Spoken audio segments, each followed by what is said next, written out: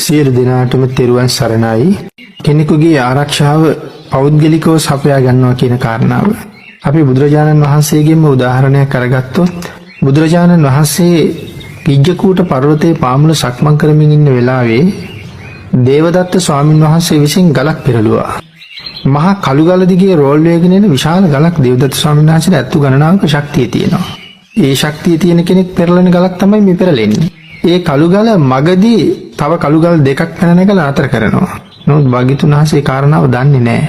ඒ ගල් වල ගැටිලා ආපු ගල් පතුරක් සිරිපුතේ වැදුනහම භාග්‍යතුන් වහන්සේ කාරණාව දන්නේ. මොකද ඒක අරමුණු කරලා නෙමෙයි භාග්‍යතුන් වහන්සේ වැඩේ ඉන්නේ. භික්ෂුන් වහන්සේලා සිරිපතුලේ ගල් පතුල වැදෙනකොටම ඇවිල්ලා භාග්‍යතුන් වහන්සේ වට කර ගන්නවා ආරංචියට. යන්නේ නැහැ දාලා. දේවදත්ත ස්වාමීන් වහන්සේ ඇවිල්ලා නැවත කරදර කරයි මිත්‍යා දෘෂ්ටිකය ඇවිල්ලා භාග්‍යතුන් වහන්සේට කරදර කරයි කියලා. බුදුරජාණන් වහන්සේ දේශනා කරනවා නෑ මහණෙනි. ඔබලාගේ වාසභූමි කරා වැඩම කරන්න. මේක වෙන්නේ නැති වැඩක්. භාග්‍යතුන් වහන්සේ නැති කරන්න මේ ලෝකේ කිසිම පුද්ගලයෙකුට බෑ. ඒක වෙන්නෙම නෑ. ඒක ගැන බය වෙන්න එපා. ඔබලාගේ වාසභූමි කරා වඩින්න. මොකද බුදුරජාණන් වහන්සේ නැති කරන්න කාටවත් බෑ. භික්ෂුන් වහන්සේලා ඇහුවා භාග්‍යතුන් වහන්සේ 이르දියක් දක්වලාද පෙරලෙන ගල නැවැත්තුවේ කියලා. සඳහන් කළා නෑ කියලා. 이르දියක් දැක්ුවේ නෑ. භාග්‍යතුන් වහන්සේ දන්නෙත් නෑ. එහෙනම් කොහොමද ගල ස්වාමීනි නතර වුනේ මේ මහ කළු ගල මැද්දේ? බුදුරජාණන් වහන්සේ දුන්න උත්තරේ තමයි මහණ මගේ ආරක්ෂාව මම පෙර හදලා තිබුණේ කියලා. මගේ ආරක්ෂාව පෙර හදලා තියෙන්නේ. ඒ නිසා සඳහන් කරනවා සිද්ධාර්ථ කියන අවදියේ ඉපදුනාට පස්සේ මදුරුවෙකුටවත් විඳින්න බෑ කියලා.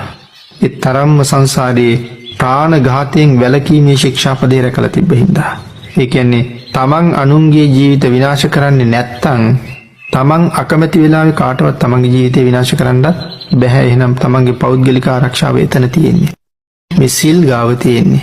හරියට සරණ ගිහිල්ලා යම් කෙනෙක් සිල් ආරක්ෂා කරනවා නම් ඒ පුද්ගලයාට තියෙන පුදුම ආරක්ෂාවක්. අපේ භාග්‍යතුන් වහන්සේත් වළක්වන්න බැරි විපත් එන කාලවල දේශනා කරලා තියෙන මිනිස්සු සිල්වත් වෙන්න කියලා.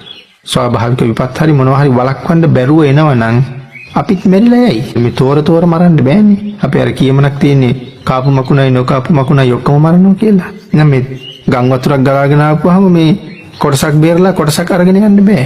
ඒ නිසා සීලයේ පිහිටන්න කියලා කිව්වේ මරුණත් බය නැහැ. දුගතියක යන්නේ නැහැ මරුණත්.